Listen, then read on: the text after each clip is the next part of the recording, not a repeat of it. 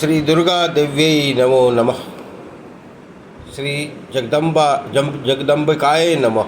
ओम ऐं ह्रीं क्लीं चामुंडाय विचे। श्रीमद्देवी भागवत महापुराण पूर्वार्ध प्रथम स्कंद अथ प्रथमो अध्याय। महर्षि शौनक का सूत जी से श्रीमद्देवी भागवत पुराण सुनने की प्रार्थना करना। जो सर्वचेतना स्वरूपा आदि शक्ति तथा ब्रह्म विद्या स्वरूपिणी भगवती जगदम्बा हैं, उनका हम ध्यान करते हैं। वे हमारी बुद्धि को प्रेरणा प्रदान करें। शौनक जी बोले, हे पुरुषों में श्रेष्ठ और भाग्यवान सूत जी, आप धन्य हैं, क्योंकि संसार में अत्यंत दुर्लभ पुराण संहिताओं का आपने भली भांति अध्ययन किया है। हे पुण्यात्मन, हे मानद, आपने कृष्ण द्वयापन व्यास चरित रचित 18 महापुराणों का सम्यक अध्ययन किया है, जो पंच लक्षणों से युक्त और गूढ़ रहस्यों से संवित है, और जिनका आपने सत्यवती पुत्र व्यास जी से ज्ञान प्राप्त किया है। हमारे पुण्य से ही आप इस उत्तम मनुष्यों के निवास योग्य दिव्य पुण्यप्रद और कली के दोषों से रहित क्षेत्र में पधारे हुए हैं। हे सूत जी, मुनियों का यह समुदाय परम पुण्यदायिनी पुराण संहिता का श्रवण करना चाहता है, अतः आप समाहित चित्त होकर हम लोगों से इसका वर्णन कीजिए। हे सर्वज्ञ, आप तीनों तापों दैहिक दैविक भौतिक के रहित होकर दीर्घजीवी हों। हे महाभाग, ब्रह्म प्राप्ति प्रतिपादक देवी भागवत महापुराण का वर्णन करें। हे सूत जी, जो मनुष्य श्रवणेन्द्रिय युक्त होते हुए भी केवल जिह्वा के स्वाद में ही लगे रहते हैं और पुराणों की कथा नहीं सुनते, वे निश्चित ही अभागे हैं। ऐसे षड्रस के स्वाद से जिह्वा को आह्लाद होता है, वैसे विद्वानों के वचनों से कर्णेंद्रियों को आनंद प्राप्त होता है। जब कर्णहीन सर्व भी मधुर ध्वनि सुनकर मोहित हो जाते हैं, तब भला कर्णयुक्त मानव यदि कथा नहीं सुनते हों तो उन्हें मधुर क्यों न कहा जाए। अतः हे सौम्य, समाहित चित्त होकर कथा सुनने वाले की इच्छा से सभी द्विजगण कलिकाल से भय से पीड़ित हो इस नैमिषारण्य में उपस्थित हैं।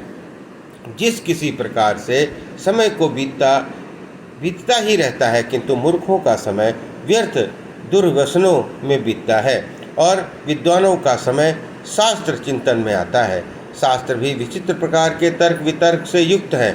पुराण 3 प्रकार के हैं और शास्त्र विविध प्रकार के हैं, जो नानाविध वाद विवाद और छल प्रपंच से युक्त हैं और अहंकार और अमर्ष उत्पन्न करने वाले हैं। वे अनेक अर्थवाद तथा हेतुवाद से युक्त और बहुत विस्तार वाले हैं।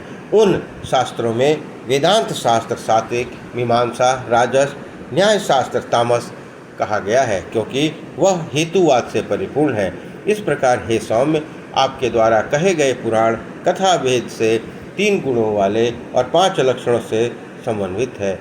आपने यह भी बताया कि उन पुराणों में यह श्रीमद्देवी भागवत 5वां पुराण है, पवित्र है, वेद के समान है और सभी लक्षणों से युक्त है। उस समय आपने प्रसंगवश अत्यंत अद्भुत मुमुक्षु के लिए मुक्तिप्रद मनोरथ पूर्ण करने वाले, धर्म में रुचि उत्पन्न करने वाले जिस पुराण को संक्षेप में कहा था, उस उत्तम पुराण को विस्तार पूर्वक कहिए।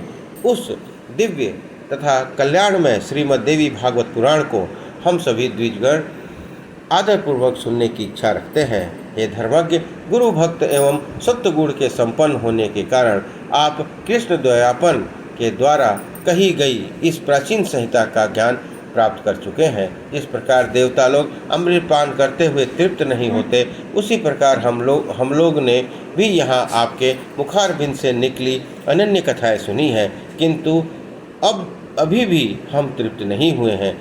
हे सूत जी, उस अमृत को धिक्कार है जिसके पीने से कभी मुक्ति नहीं होती, किंतु इस भगवत रूपी कथा सुधा के पान से तो मनुष्य शीघ्र ही भव संकट से मुक्त हो जाता है।